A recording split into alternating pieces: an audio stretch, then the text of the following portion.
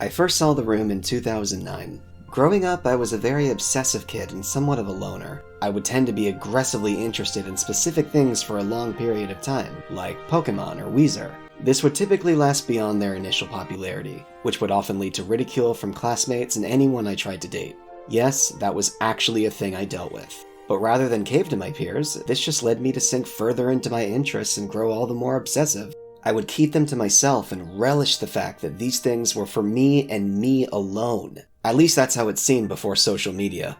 Then in high school, I acquired a new interest, YouTube. I was absolutely part of that first batch of YouTube kids and would waste hours binging my favorite channels. While I can't really call YouTube a niche, given its immense popularity, I rarely talked to anyone about the channels I watched due to my memories of ridicule. I'd come home from school and go straight to the computer until my parents kicked me off. It was through this interest I discovered a new obsession, one I would take with me into adulthood. A channel I watched at the time reviewed a movie called The Room. It was a perplexing collection of every filmmaking mistake, equipped with terrible acting, terrible dialogue, relentless plot holes, and almost solely crafted by an ethnically ambiguous man who no one seemed to know anything about, a man named Tommy Wiseau. I knew I had to see the full movie. After getting the DVD, I watched the most intriguing, hilarious, and confounding 100 minutes I'd ever seen. Now keep in mind this was 2009. I didn't know The Room had this big Hollywood following. I heard there were some comedians who liked it, but I didn't know how much of an urban legend this movie was. I showed it to about all my friends, hell, anyone who came into my house was forced to watch The Room, but probably 90% of them didn't really get it. To them, it was just a boring, badly acted film I was too obsessed with. But all that did was create something that felt truly for me.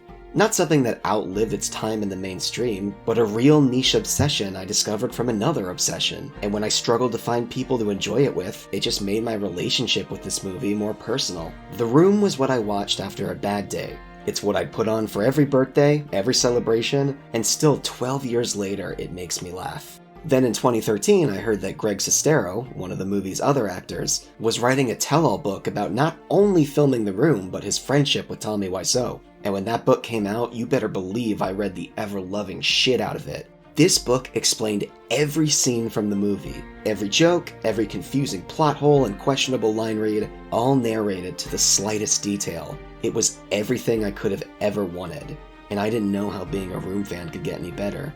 Until, of course, it was announced a film adaptation was coming. And not only that, but some of my then favorite filmmakers would be doing it. I knew this had to be fake. Just another idealistic Hollywood rumor with no truth behind it. But I was wrong, and as I often did, I followed the absolute shit out of its production for the next few years. Googling on a regular basis to see any blurb or set photos I could find. I excitedly explained it to anyone and everyone. The confusing premise of, it's a movie based on a book that's about a movie. Then when the trailers came, I sent them to whoever seemed like they'd remotely give a shit. I hadn't been this excited for a new movie since probably the last Harry Potter. Then finally, in 2017, I went and saw The Disaster Artist alone. Not because no one would go with me. At this point I was in my 20s and had met a few other fans of The Room. But because I wanted to enjoy it the way I'd been enjoying Tommy Wiseau. I didn't need other people to have a good time. All I needed was a movie ticket. And when the movie played, I'd felt a kind of validation I didn't expect. The Disaster Artist has been fairly criticized among fans. Like with any film adaptation, changes must be made and corners must be cut. Some didn't like the amount of Tommy's backstory that was left out. Many of the iconic room scenes, the chaotic replacement of actors, and much of Tommy's revealed origin were cut in favor of a more straightforward story. Now, it still had plenty of references for deep fans, but it was first and foremost a movie anyone could get into. You didn't need to know The Room to like The Disaster Artist, and that's part of why it was so critically well received. Personally, I feel that movies aren't the way to go with adapting books. If it were up to me, every adaptation would be a Netflix series or something similar. But if we were going to get a movie based on The Room, I'm fairly certain this was the best one we could have gotten. Because fan grievances aside, it's a pretty well done movie. The casting was great, and the filmmakers definitely did their homework. With the number of adaptations that turn out bad, or have so many changes they hardly feel related to the source material, I think we got pretty lucky. And if we were going to get that lucky with one thing, I'm pretty happy it was a movie about Tommy Wiseau. I felt something watching The Disaster Artist I'd never really felt before. Like I said, I'd spent my childhood getting bullied for my interests. I was made to feel alone for the things I liked, or told that I'd remain alone if I didn't change. But to see a film made about probably my most niche childhood interest, and not only that, but a movie of this caliber with some of my then favorite people, was a level of special I couldn't comprehend.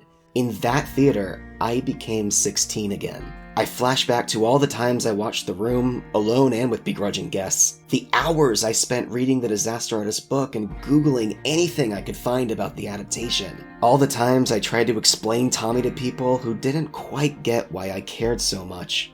And now I'm watching A-list actors clearly put a lot of effort into telling this story. Competent filmmakers prove they cared about this movie as much as I did. I'm not one for celebrity worship, but there was something about the Seth Rogen crew basically saying, you know that dumb thing you love? Well, we think it's pretty cool too. I also admit that I can be prone to hipster rage. In other words, I can't deny that I rolled my eyes seeing everyone play Pokemon Go after I was the weird kid for liking Pokemon. But as I've gotten older, I've worked on that a lot, and the Disaster Artist really helped with that, because now Tommy Wiseau was more of a household name, and I actually liked it. I'd wanted everyone to experience The Room, and an award-caliber movie brought it to a lot of people. I expected to be annoyed at all the sudden Tommy fans, but I was happy. The Room is something that gives me so much joy, and that's the only thing I could ever want from something that means this much to me.